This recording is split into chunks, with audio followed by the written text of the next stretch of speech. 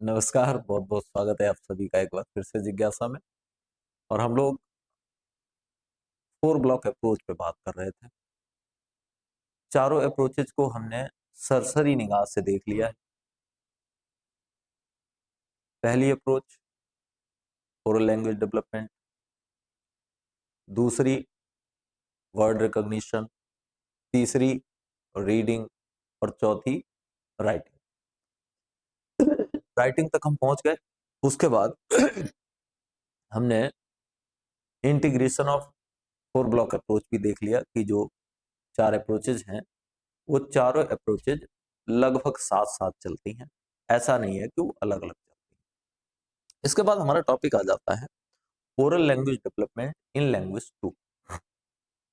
दूसरी लैंग्वेज में जो ओरल लैंग्वेज है उसका क्या महत्व है, पहले हम थोड़ा सा डिस्कस कर लें। इस पर डिस्कस ये करना है कि सेकेंड लैंग्वेज दरअसल हमें कठिन लगती है, उसके पीछे का कारण क्या है। वही सेकेंड लैंग्वेज किसी के लिए फर्स्ट लैंग्वेज भी हो सकती है, उसे तो वह उतनी कठिन नहीं लगती। तो दरअसल दोनों के सीखने का जो प्रोसेस है वो डिफरेंट होता है।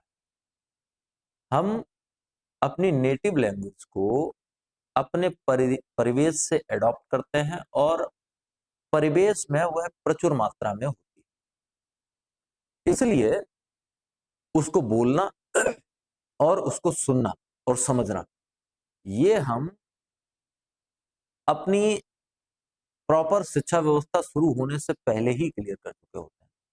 यानी बच्चा विद्यालय भी नहीं गया होता है और अपनी लैंग्वेज नेटिव लैंग्वेज को बोलना, समझना और सुनना ये सीख चुका होता है। जबकि लैंग्वेज 2 के बारे में ऐसा नहीं है। वो पहली बार इंट्रोड्यूस होती है जब बच्चा विद्यालय पढ़ता है। और दूसरी समस्या ये है कि लैंग्वेज 2 उसके परिवेश में होती नहीं है, यानी उसको आसपास वो सुनने को नहीं मिलती है। ये बड़ी समस्या है। तो एनईपी और एनसीएफसी ये कहते हैं कि अगर हम सेकेंड लैंग्वेज लर्निंग को आसान बनाना चाहते हैं तो सेकेंड लैंग्वेज लर्निंग के लिए भी हमें वही काम करने पड़ेंगे जो नेचुरली पहली लैंग्वेज के लिए हो जाता है। अर्थात हमें ऐसा परिवेश देना पड़ेगा जिस परिवेश में सेकेंड लैंग्वेज उसी तरीके से डेवलप हो जिस तरीके से पहली लैंग्वेज डेवलप होती है। अब हम आते हैं अपने टॉपिक पे, जो आज का गिवन टॉपिक है उस टॉपिक पे पहुंचते हैं। और सबसे पहले देखते हैं, हेडिंग पड़ी हुई है oral language development. Oral language का तो आइए अब हम बात करते हैं oral language development in language 2 में लैंग्वेज के ओरल डेवलपमेंट पे बात करते हैं। जैसा कि इसमें लिखा है उन चीजों को बड़े आसान शब्दों में मैं प्रयास ये करता हूं कि आपको ज्यादा से ज्यादा शब्दों के अर्थ, हिंदी अर्थ बताते जाएं। लैंग्वेज लर्निंग बिगिंस, बिगिंस मतलब होता है शुरुआत होना, प्रारंभ होना। लैंग्वेज लर्निंग की शुरुआत होती है फिर ओरल लैंग्वेज के साथ, मौखिक भाषा के साथ हमारी जो लैंग्वेज लर्निंग है उसकी शुरुआत होती है।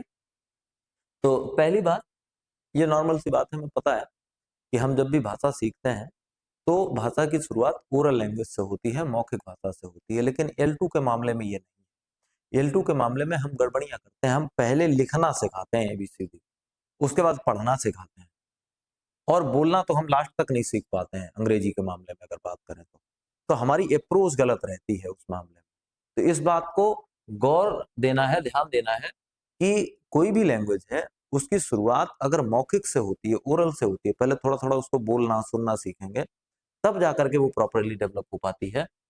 Here oral language and talk, यहाँ पे ओरल लैंग्वेज और बातचीत इंक्लूड, इसमें शामिल है both listening and speaking skills. अब ओरल लैंग्वेज का मतलब केवल और केवल बोलना नहीं है, किसी दूसरे ने बोला है तो उसको सुनना भी है।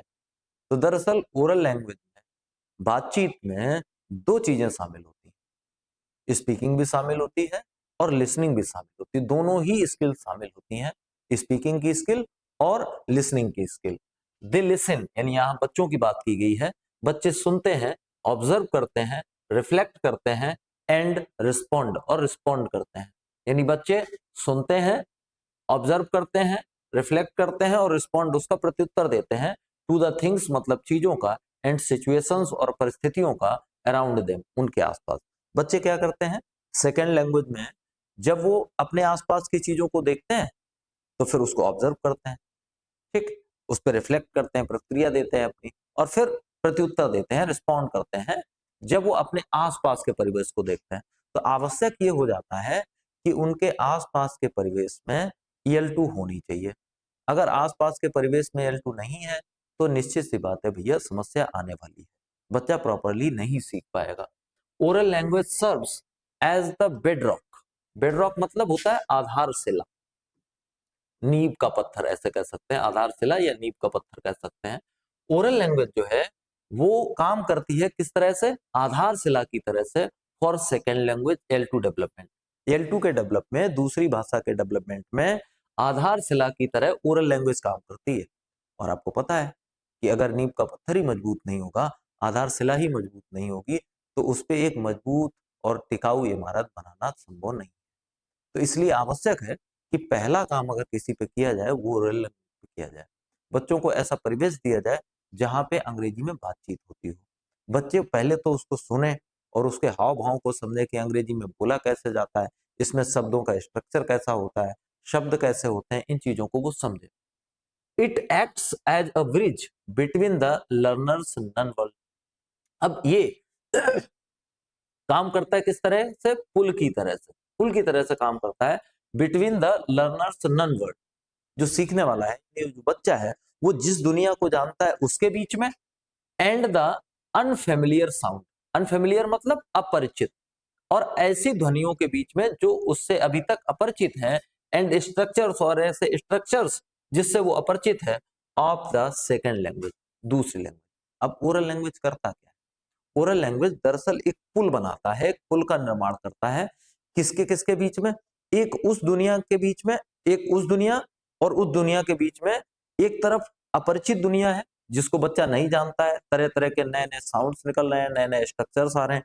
एक ऐसी दुनिया है जिसको वो जानता है, जो उसकी नेटिव लैंग्वेज है। तो ओरल लैंग्वेज बच्चे की नेटिव लैंग्वेज और लैंग्वेज 2 के बीच में एक पुल का काम करती है, यानी आसानी से ट्रांसफॉर्मेशन हो सकता है, ये किया जा सकता है। The role played by oral language in EL2 development is multifaceted as it impacts। पहली चीज तो यहां देख लो, मल्टीफेस्ड मतलब बहुमुखी।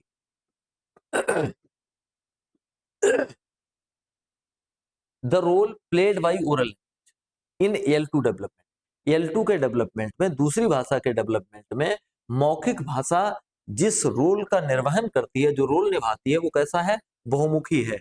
यानी ओरल भाषा कोई एक काम नहीं करती है, ओरल लैंग्वेज कोई एक काम नहीं करती है, कई सारे काम करती है।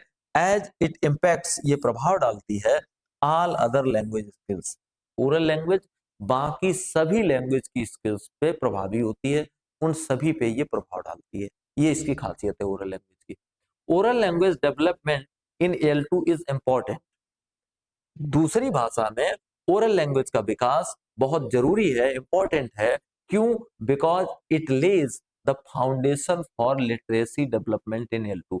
क्योंकि ये आधार बनाती है, आधार बनाती है काहे का, लिटरेसी का, साक्षरता का।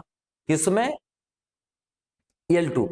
EL2 में जानकारी हो पाए प्रॉपरली, बच्चा EL2 को प्रॉपरली सीख पाए, इसके लिए एक आधार का निर्माण ओरल लैंग्वेज करती है। ओरल लैंग्वेज का डेवलपमेंट होना बहुत जरूरी है। Fosters direct communication. अब और भी आगे बढ़ो तो क्या होता है, direct communication and helps in vocabulary. क्या क्या करता है? पहली चीज तो डायरेक्ट कम्युनिकेशन करने में हेल्प करती है ओरल लैंग्वेज, बातचीत करने में मदद करेगी। दूसरा, वोकेब बढ़ाने में मदद करेगी। और आप ये जानते हैं कि अगर आप कोई भाषा सीख रहे हैं तो उस भाषा की वोकैब आपकी जितनी अच्छी होगी, वह भाषा आपकी उतनी ही स्ट्रांग होगी। जितने ज्यादा शब्द किसी भाषा के आपको आते होंगे, आप उस भाषा को उतने अच्छे से समझ पा रहे होंगे। एंड ग्रामर एक्विजिशन, और ग्रामर की जो दक्षता है वो भी इससे बढ़ती है। तो मेन चीज, किन किन कामों में ओरल लैंग्वेज बच्चे को मदद करेगी? पहली चीज है कम्युनिकेशन। पहली चीज क्या है? पहली चीज है कम्युनिकेशन। दूसरी क्या है? दूसरी क्या है?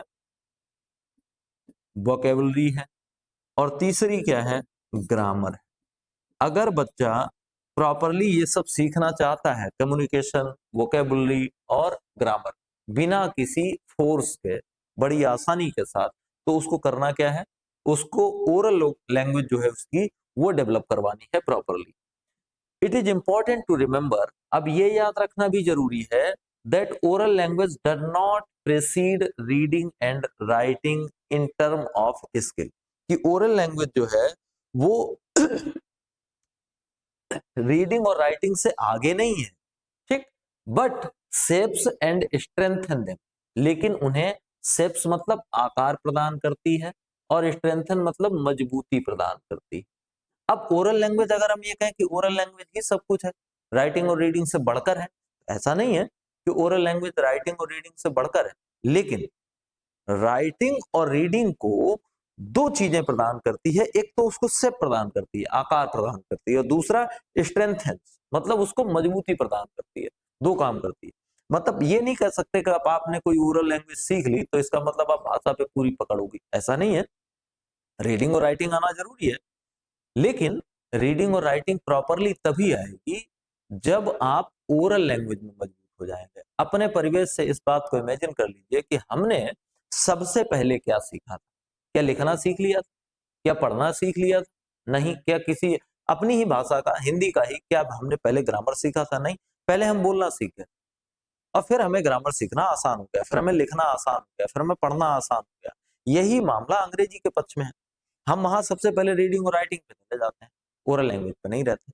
अगर हम अंग्रेजी को भी ओरली उसी तरीके से जैसे हमने हिंदी सीखी है, उसी तरीके से ही अंग्रेजी को भी हम इंट्रोड्यूस करें अपने परिवेश में, तो हमें आसानी रहेगी चीजों को सीखने में। It has been highlighted in the NCF-FS 2022।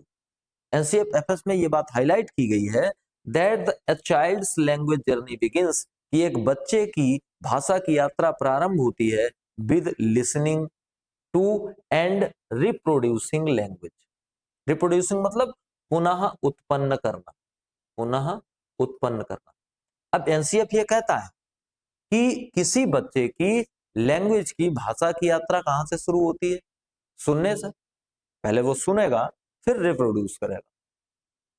एक कॉमन सी समस्या है कि छोटे बच्चों में, हमारे बच्चों में ही ये देखा जाता है, खासकर ग्रामीण परिवेश में, कि बच्चा गालियां देने लगता है। इस बात से बहुत संबंध है, क्योंकि बच्चे की भाषा की यात्रा कहां से शुरू हो रही है? बच्चे की भाषा की यात्रा शुरू हो रही है दरअसल लिसनिंग से, और लिसनिंग के बाद वो क्या करेगा? रिप्रोड्यूस करेगा। जो कुछ उसने सुना है उसी को वैसे ही बोलेगा। अभी वो उसके अर्थ नहीं जानता, वो उसका मतलब नहीं जानता, लेकिन वो रिप्रोड्यूस कर रहा है, वो दोबारा से पुनः उसे बोल रहा है। तो बच्चे गालियां देना क्यों सीख जाते हैं? कहां से सीखते हैं? सीधी सी बात है, वो परिवेश से सीखते हैं।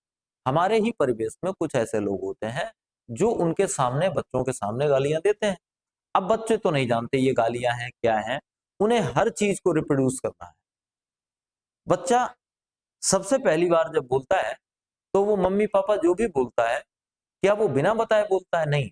उसको कहा जाता है पापा पापा पापा, तो वो फिर बोलने लगता है, रिप्रोड्यूस करता है। तो बच्चे की जो भाषा की यात्रा है वो कहां से शुरू होती है? एनसीएफ के अकॉर्डिंग ये आपका वन लाइनर बन सकता है, या फिर आपका एक मल्टीपल चॉइस क्वेश्चन बन सकता है कि किसी बच्चे की भाषा की यात्रा एनसीएफ एफएस के अनुसार कहां से शुरू होती है? तो भाषा की यात्रा शुरू होती है दरअसल लिसनिंग से, और लिसनिंग के बाद जो दूसरी स्टेज आती है वो है रिप्रोड्यूसिंग की। बच्चा जो भी सुनेगा उसी को रिप्रोड्यूस करेगा, उसी को पुनः बोलेगा, ठीक है, इन अ मीनिंगफुल कॉन्टेक्स्ट। और ये कैसे करेगा? फिर मीनिंगफुल कॉन्टेक्स्ट में करने लगेगा। इट इज इंपॉर्टेंट, ये महत्वपूर्ण है, that L2 is introduced through rich contextual oral language experience to children. अब महत्वपूर्ण ये है कि जो L2 है उसे इंट्रोड्यूस किया जाना चाहिए बच्चों के सामने एक रिच और कॉन्टेक्चुअल एक्सपीरियंस के। कैसे? हम अगर आसपास L2 का उपयोग करेंगे, बच्चे के एनवायरनमेंट में L2 का उपयोग करेंगे तो, और कॉन्टेक्चुअल रूप से यूज करेंगे, उसके परिवेश की ही चीजों के बारे में बात करेंगे, तो बच्चा आसानी के साथ सीखता है। Who have limited exposure to new language in their environment. अब सबसे बड़ी समस्या तो वही है कि ऐसे बच्चों को हमें सिखाना है जिनके पास एक्सपोजर बहुत कम है L2 का। क्यों? क्योंकि उनके आसपास L2 बोलने वाले लोग नहीं है, तो ऐसे में चुनौती हमारी और बढ़ जाती है। अब दूसरा यहाँ पे दिया गया है, why oral language matters in L2 language. अब हमने इतनी बातें कर ली, हालांकि इस बात का उत्तर भी हम खोज चुके हैं कि ओरल लैंग्वेज का डेवलपमेंट L2 की लर्निंग में मैटर क्यों करता है, इंपॉर्टेंट क्यों। अगर हमें द्वितीय भाषा सीखनी है तो द्वितीय भाषा में हमें पहले ओरल लैंग्वेज पे फोकस क्यों करना चाहिए, ओरल लैंग्वेज ही हमें क्यों सीखनी चाहिए। हालांकि ये हम जान चुके हैं कि जब ओरल लैंग्वेज स्ट्रांग होगी, मतलब हमारे नींव का पत्थर स्ट्रांग होगा, हमारी जो आधारशिला है एक इमारत के निर्माण की, वो मजबूत हो जाएगी और फिर उसके ऊपर हम जैसा चाहेंगे महल बना पाएंगे। लेकिन अगर हमारी आधारशिला ही मजबूत नहीं होगी, आधारशिला ही कमजोर होगी, तो फिर निश्चित सी बात है कि हम मनचाहा महल बनाने में सक्षम नहीं होंगे। क्योंकि ओरल लैंग्वेज क्या करती है, कम्युनिकेशन डेवलपमेंट करती है। अभी 3 चीजें हमने आपको बताई थी। कम्युनिकेशन डेवलप करती है, बातचीत को डेवलप करती है। दूसरा, जब बातचीत डेवलप हो जाती है तो बीच बीच में बहुत सारे नए वर्ड्स आते हैं, यानी वोकेबलरी रिच होती है बच्चे की। और तीसरा, फिर वही चीजें हेल्प करती हैं उसको उस L2 के ग्रामर को समझने में। और जब सारी चीजें आ जाती हैं, इसका मतलब रीडिंग और राइटिंग भी आ जाएगी। लेकिन आधार कहाँ से बना? आधार बना है ओरल लैंग्वेज के डेवलपमेंट से, वहीं से आधार का निर्माण हुआ। Oral language serves several critical functions in the acquisition of a second language L2।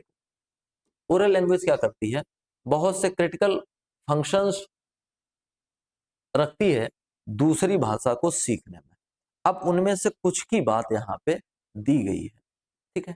Oral language क्या क्या हेल्प करती है, वो हेल्प्स बड़े डिटेल्ड मैनर में यहाँ दी गई है, उनको हम एक एक करके देख लेते हैं। सबसे पहली हेडिंग दी गई है, builds familiarity with the sound system and rhythm of the language. Oral language का पहला काम है, बिल्ड्स मतलब होता है निर्माण करना, ठीक है। काय का निर्माण करती है? फैमिलियरिटी मतलब परिचय। भाई जब ओरल लैंग्वेज ही नहीं होगी और दूसरी लैंग्वेज आप बच्चे को सिखाना शुरू कर देंगे तो उसे वो अनफेमिलियर लगेगी, उसको वो स्ट्रेंज लगेगी, बस क्या नई चीजें आ गई, अभी तो ऐसा बनता था, अब इसमें ऐसे बना रहे हैं, उसको वो अजीब लगेगा। तो जब ओरल लैंग्वेज होगी तो पहली चीज जो है वो उसको फेमिलियरिटी देगी, परिचय करवा देगी विद द साउंड सिस्टम। अब अगर कोई लैंग्वेज लगातार बोल रहा है तो साउंड सिस्टम के साथ उसका परिचय हो जाएगा, वो उस साउंड सिस्टम को समझने लगेगा। And rhythm of the language, और वो लैंग्वेज किस रिदम में बोली जाती है, किस तरह से बोली जाती है, यह भी वह प्रॉपरली सीख लेगा, ठीक है। अब इसको हम डिटेल में थोड़ा देख लेते हैं।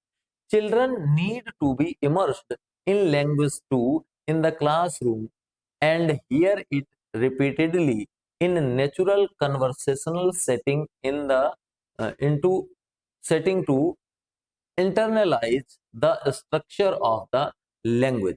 अब इसमें कहा गया कि बच्चों को आवश्यकता होती है, काहे में कुछ तो कठिन शब्द हैं। इमर्स मतलब होता है तल्लीन, भाव मुग्ध हो जाना, ठीक है। और बाकी कुछ रिपीटेडली मतलब बार बार होगा। कन्वर्सेशनल सेटिंग मतलब बातचीत की व्यवस्था, ठीक। तो ये इंटरनलाइज मतलब होता है भली भांति, ठीक है, भली भांति।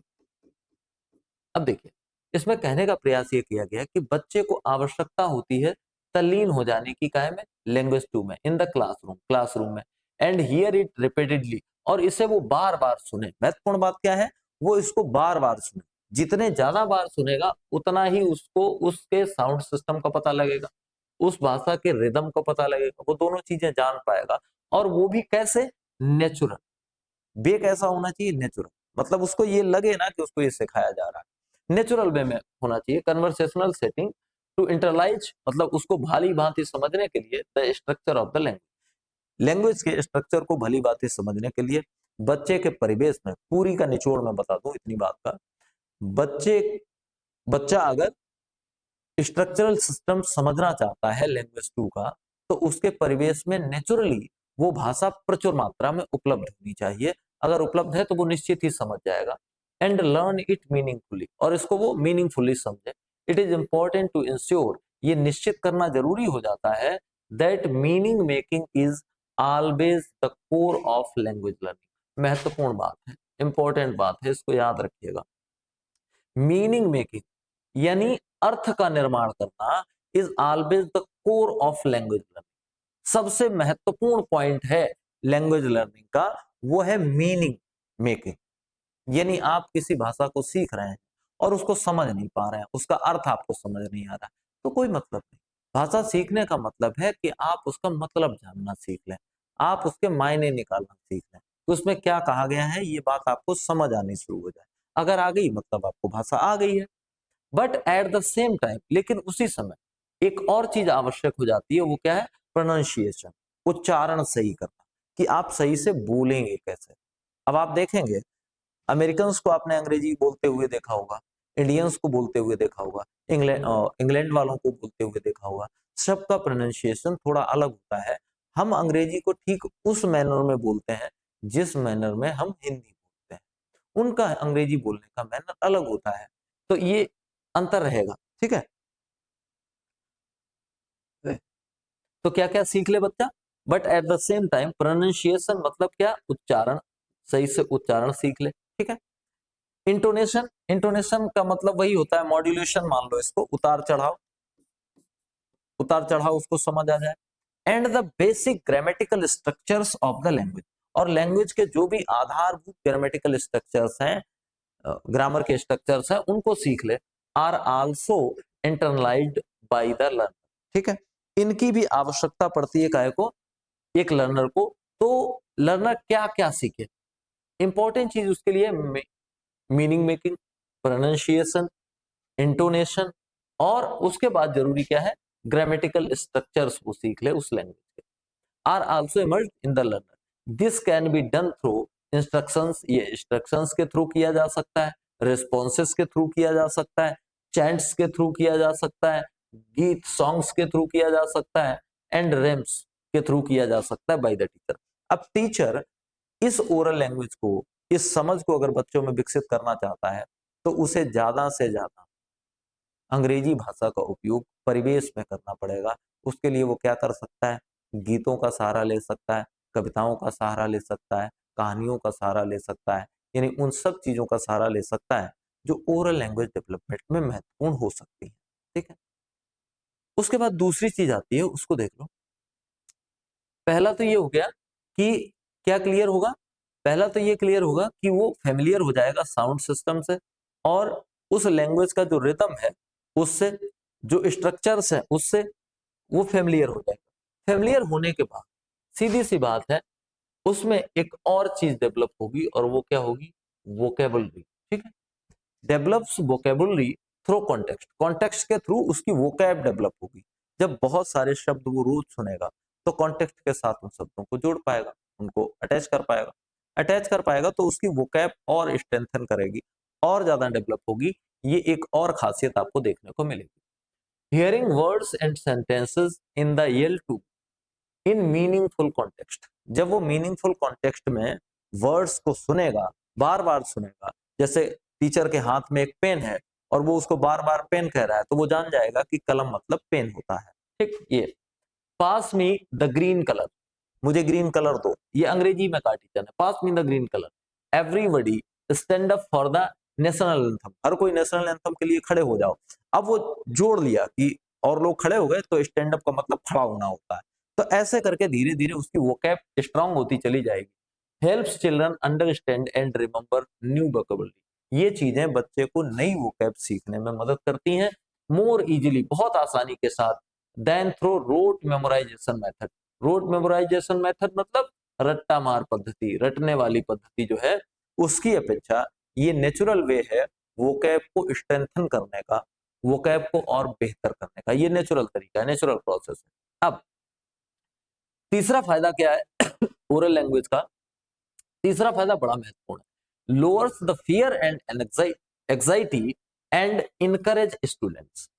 ये क्या करता है, फियर को कम करता है, एग्जाइटी को कम करता है और बच्चे को इनकरेज करता है, बच्चे को प्रोत्साहित करता है, उत्साह देता है। Hearing L2 regularly in a meaningful context, रोजाना L2 को सुनना, लगातार नियमित रूप से L2 को सुनना, और वो भी किसमें, कॉन्टेक्स्ट में, हम जो रोजमर्रा के काम कर रहे हैं उसके परिप्रेक्ष्य में उसको सुनना। हेल्प्स चिल्ड्रन, बच्चों की मदद करता है। रिड्यूस मतलब कम करने में, द फियर मतलब डर को, एंड एग्जाइटी मतलब चिंता को, related to the language, language से जुड़ी हुई चिंता और लैंग्वेज से जुड़े हुए डर को खत्म करने में रोजाना या नियमित रूप से ओरल लैंग्वेज को सुनना उनकी मदद करता है। यानी अगर बच्चा रोजाना ओरल लैंग्वेज को सुनेगा तो निश्चित ही भाषा को लेकर के उसके भीतर जो डर है और जो चिंता है वो धीरे धीरे कम होना शुरू हो जाएगी। They often feel anxious when asked to read और राइट इन L2, बच्चे अक्सर इस बात को लेकर के चिंतित हो जाते हैं, उन्हें डर लगने लगता है जब उनसे कहा जाता है कि L2 में या तो लिखो या फिर L2 में पढ़ो, तो उन्हें दिक्कत होती है। Oral regular oral interactions through games, story telling, group conversation, switching between L1 and L2 by the teachers, not focusing on grammar and sentence structure when a child speaks can help reduce fear and increase engagement. अगर engagement बढ़ाना है, बच्चों की engagement मतलब सहभागिता बढ़ानी है, अगर बच्चों की सहभागिता बढ़ानी है, उनका डर कम करना है, तो टीचर को क्या करना पड़ेगा, बच्चों के साथ इंटरेक्शन करना पड़ेगा। किस आधार पे, गेम्स के थ्रू, खेल खिलवाओ, बीच में अंग्रेजी बोलो, स्टोरी टेलिंग, कहानी सुनाओ, फिर उसमें अंग्रेजी बोलो, ग्रुप कन्वर्सेशन करवाओ, ग्रुप में वार्तालाप करवाओ, उसमें अंग्रेजी बोलो, switching between L1 and L2 by the teacher, और पहली भाषा और दूसरी भाषा के बीच में बदलाव करते रहो, थोड़ी हिंदी बोलो, थोड़ी अंग्रेजी, थोड़ी हिंदी, थोड़ी अंग्रेजी, ऐसा करके स्विच करते रहो। For not focusing on grammar and sentence structure, शुरुआत में बच्चा जब बोल रहा है तो उसका ग्रामर ठीक है कि नहीं है, सेंटेंस का स्ट्रक्चर ठीक है कि नहीं है, बोलने दो उसको। जब वो खूब बोल लेगा तो बाद में स्ट्रक्चर और ग्रामर सब वो सही कर लेगा जब बच्चा बोलता है, तो इतनी बात याद रखनी है। और उसके बाद एक और फायदा होता है ओरल लैंग्वेज का, वो और हम देख लेंगे इस क्लास में। Enables real time thinking and expression, ये बच्चे को इस योग्य बनाता है कि वो उसी समय पे सोच पाए और अपने एक्सप्रेशंस दे पाए, ये भी एक लाभ होता है। Oral activities allow immediate feedback, oral activities जो है वो इमीडिएट मतलब तुरंत तुरंत के फीडबैक पे काम करती हैं। And spontaneous use of language, spontaneous use of language मतलब लैंग्वेज के अविरल यूज पे वो काम करती हैं। Helping children to process and practise what they know, और उनकी मदद करती हैं उस चीज की प्रैक्टिस करने में कि वो क्या जानते हैं और क्या नहीं जानते। तो कुल मिलाकर के आज हमने एक टॉपिक पे बात की कि ओरल लैंग्वेज डेवलपमेंट लैंग्वेज 2 के मामले में क्या है और कितना ये मैटर करता है, कितना ये जरूरी है लैंग्वेज 2 के डेवलपमेंट में, इस पे हमने बात कर ली। अब हम इसकी अगली स्टेज पे बढ़ेंगे अगले वीडियो में, जहां पे शुरुआत हम करेंगे फ्रॉम लिसनिंग टू एक्सप्रेशन, कि सुनने से लेकर के एक्सप्रेस करने तक का जो सफर है उसमें ओरल लैंग्वेज की आवश्यकता क्या है, ओरल लैंग्वेज का रोल क्या है, इस पे हम अगले वीडियो में बात करेंगे। तब तक जुड़े रहिए जिज्ञासा के साथ, और इस वीडियो को अंत में ही लाइक कर दिया करो, शेयर कर दिया करो, जो भी कर सकते हो वो कर लिया करो। बाकी मिलेंगे कल फिर एक और नए वीडियो के साथ, तब तक के लिए नमस्कार।